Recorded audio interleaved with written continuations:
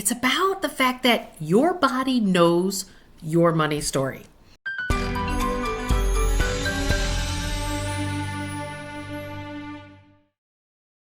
As I say, we always work things out or we act it out. We do it through our money, our health, or relationships. And that's what led me to writing my 3 books that I've got behind me.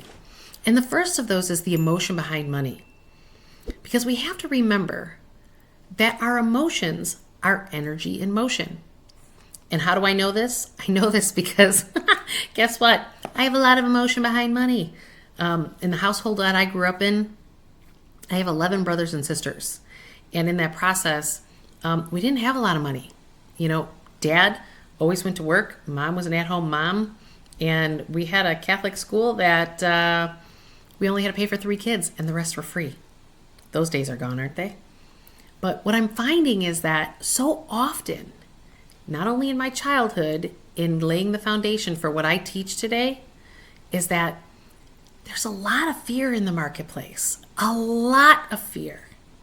And the question is how do we get us past these emotions that are playing havoc with us because your body is getting anxiety, fear, frustration, anger.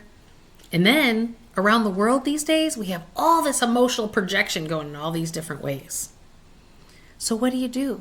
When the outside world is crazy, and I think we can all agree that there's a bit of cray-cray going on out in the world. Well, this is an inside job, not an outside job. It's not about what's outside of yourself, it's about what's inside of yourself. And that's what's going to create the life that you really desire. So let me give you an example from my own life. Being raised one of 12 children, it was very interesting because when I first started setting boundaries for myself, I had a lot of fear come up. I used money as a tool to exchange for love because I'm a manifesting generator. I know how to manifest. Any of you guys out there with me that you know how to generate the income? So you're what I would call income affluent. You've generated the income, you got a good job, but there's something still missing. And it's because we're generating this income, we're paying our bills, we're good and doing great in society. And this is exactly what I did when I was in my early adult years. And what starts to happen in this process is that we start to look for external validation as opposed to what's going on in our insides. Because, again, we have 2 operating systems in our world, in our minds, actually. It's the conscious mind and our subconscious mind.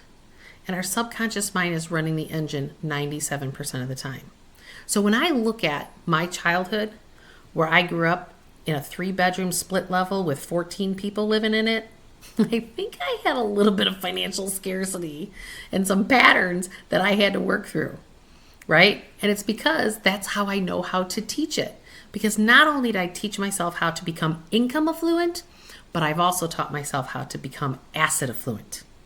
We have this belief system across the country and even around the world that if you're passionate about the work that you do in the world, you can't get paid for it. Well, that is way not the truth. We absolutely can be paid and paid very well and follow our passion. But you're not going to be able to do that in a sustainable method if you're not listening to your body. Your body is telling you what's authentically in alignment, and that's when you work it out.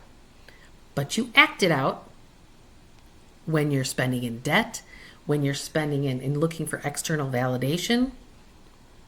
When I was younger, I was holding these boundaries, and it was really, really sobering when I had said, okay, I'm going to spend $160 a week on my family, but the rest was going to my goals.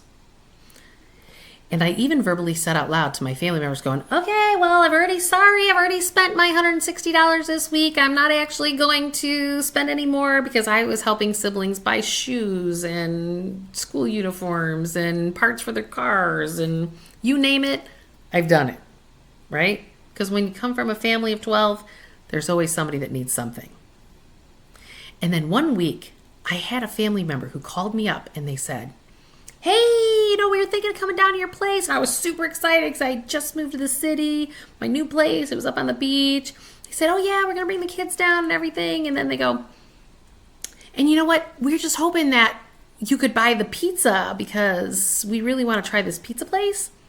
And then when I had already said that I spent that $160 already, they didn't come down. Wow.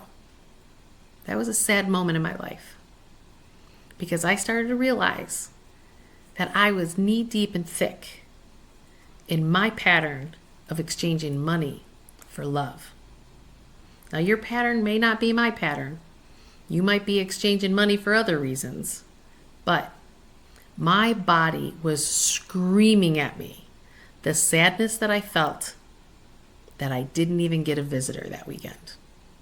So when I tell you I've been there and I've done that, I've been there and I've done that.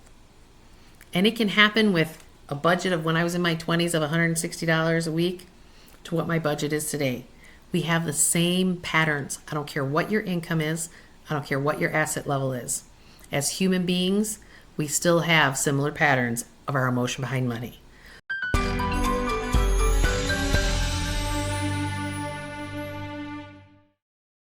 Do you want to experience free coaching based on my 25 plus years as being a financial planner and ask me any question that you want to ask me to help you get past that hurdle in your financial world? I run these free workshops every other month to start to open you up to start to help you get to this next place. The information for my free workshop, click the link below and register, and I'll see you on the next workshop.